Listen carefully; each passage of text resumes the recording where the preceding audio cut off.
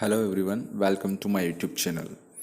आज की इस वीडियो में बहुत ही इम्पॉर्टेंट टॉपिक हम डिस्कस करेंगे, दैट इज़ सिंटैक्स। सिंटैक्स मतलब पहले भी बता चुका हूँ, इससे रिलेटेड 2 वीडियो में डाल चुका हूँ, ये तीसरा पार्ट है and that is syntax part 3 and subject verb agreement. Subject verb agreement का पता होना ही सबसे इम्पोर्टेंट बात होती है जब आपको पता चलता है कि इंग्लिश का एक्चुअल में स्ट्रक्चर क्या होता है, इंग्लिश काम कैसे करती है, इंग्लिश लिखी कैसे जाती है, इंग्लिश को समझा कैसे जाता है, उसका अर्थ कैसे निकलता है।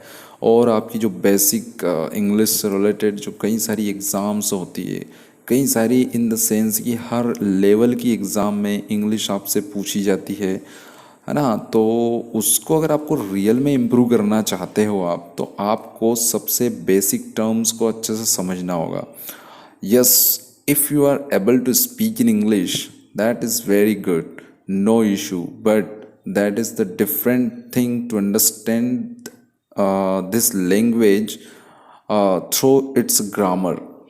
समझ में बात आ गई होगी कि अगर आप स्पोकन इंग्लिश जानते हैं, आप बोल सकते हो, तो ये टोटली अलग चीज़ हो गई। लेकिन अगर आपको इंग्लिश का जो डीप नॉलेज चाहिए, इंग्लिश का जो ग्रामर का नॉलेज चाहिए, तो उसका मैटर अलग होता है, उसको आपको डीपली समझना पड़ता है। एक्चुअली में इंग्लिश स्पोकन जो होता है वो ब्रोकन होता है, ब्रोकन इन द सेंस कि उसमें टूट फूट रहती है, हम कह सकते हैं कि बहुत सारी मिस्टेक्स रहती है। अब आपको इस वीडियो को ध्यान से देखना है, मैं आपको यहाँ पे 2 रूल बताऊंगा और दोनों रूल्स जो है वो डेफिनेटली आपको बहुत हेल्प करेंगे। जैसे ही आप इनको देखेंगे आपको समझ में आ जाएगा कि हम क्या सीखे हैं। तो चलिए शुरू करते हैं इस वीडियो को। रूल नंबर फर्स्ट, अगर किसी सेंटेंस में लॉट्स वर्ड आता है, क्या आता है, लॉट्स वर्ड आता है, तो ये प्लूरल नहीं माना जाएगा, क्योंकि इसके बाद ऑफ नहीं आता है। यदि लॉट्स ऑफ अगर हम बोलेंगे तो बात अलग हो जाती है। जो हमने इससे पहले वाले वीडियो में मैंने बताया था कि लॉट्स ऑफ के बाद अगर कुछ आता है तो हम उसको कुछ और लेते हैं, लेकिन यहाँ पर लॉट्स के बाद अगर ऑफ ना आए, ऑफ के बदले यहाँ पर कोई इन्फिनेटिव आ जाए।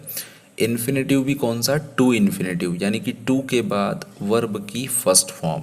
अगर सेंटेंस का ये स्ट्रक्चर है तो इसके लिए आपको जो लॉट्स है उसको सिंगुलर मानना होगा, और जो वर्ब आप यूज़ करोगे इस सब्जेक्ट के लिए वो सिंगुलर वर्ब ही होना चाहिए।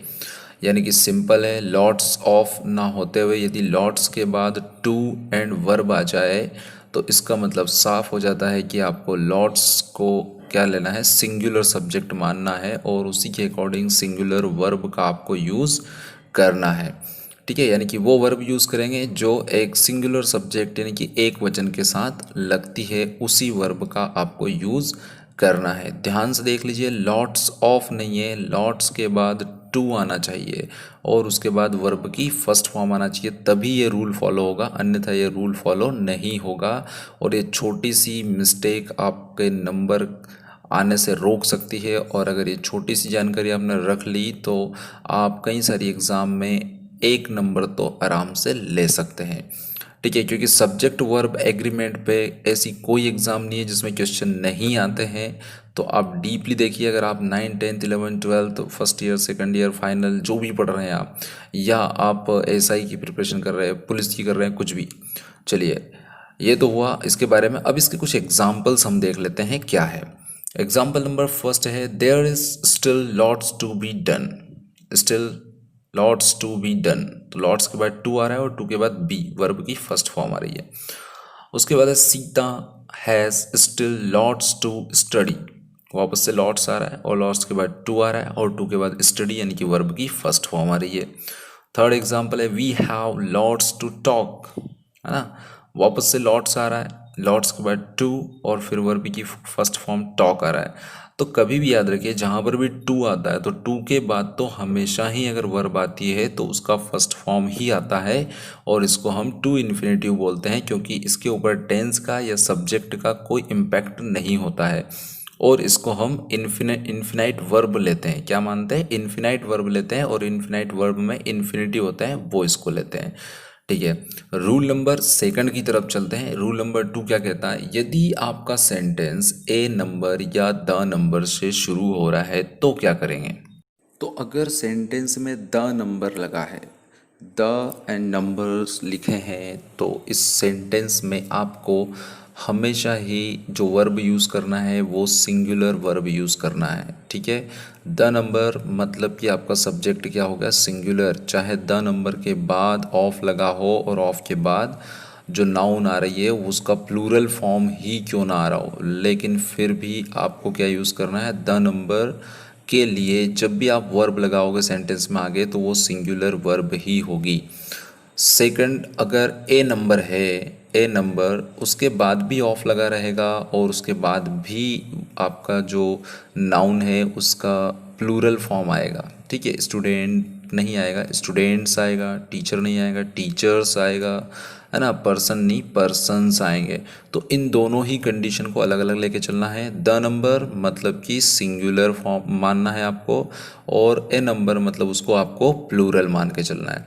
तो सिंगुलर मान के चलेंगे द नंबर को और प्लूरल मान के चलेंगे ए नंबर को। तो द नंबर के बाद चाहे कुछ भी आ जाए, लेकिन उसके बाद जो भी वर्ब आप यूज़ करोगे, हेल्पिंग वर्ब या मेन वर्ब, तो उसका सिंगुलर फॉर्म यूज़ करना है, और एन नंबर के लिए आपको प्लूरल फॉर्म यूज़ करना है। एग्जाम्पल के लिए हम देख लेते हैं यहाँ पर कि इसके एग्जाम्पल्स क्या है।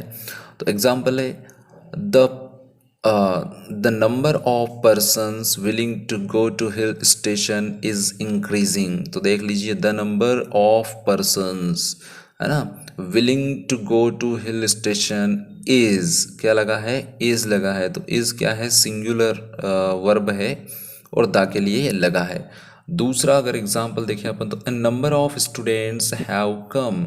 तो यहाँ पर देखिए ए नंबर लगा है तो आपने हैव यूज़ किया है, अदरवाइज आप द नंबर ऑफ स्टूडेंट्स होता तो हैव की जगह क्या यूज़ करते, हैज़ यूज़ करते हैं। ठीक है, तो आई थिंक आपको ये क्लियर हो चुका होगा। और इस वीडियो को और इन्फॉर्मेशन कलेक्ट करने को थोड़ी मेहनत करी है मैंने। तो अगर आपको पसंद आता है वीडियो तो आप लाइक कर दीजिए, कमेंट कर दीजिए, और आपके जैसे जो भी प्रिपरेशन कर रहे हैं उनको शेयर करिए ताकि वो उनको भी बेनिफिट मिल जाए। आप स्वस्थ नेक्स्ट वीडियो रहिए, के साथ मस्त जल्दी ही रहिए, आपके साथ पढ़ते होऊंगा रहिए, मैं। अपना नॉलेज बढ़ाते रहिए ताकि आप ये नॉलेज दूसरों को पास भी कर सकते हैं। ठीक है, और thanks for watching this video. Syntax का अगला पार्ट आपको मिलेगा, उसके लिए आप चैनल सब्सक्राइब कर लीजिए।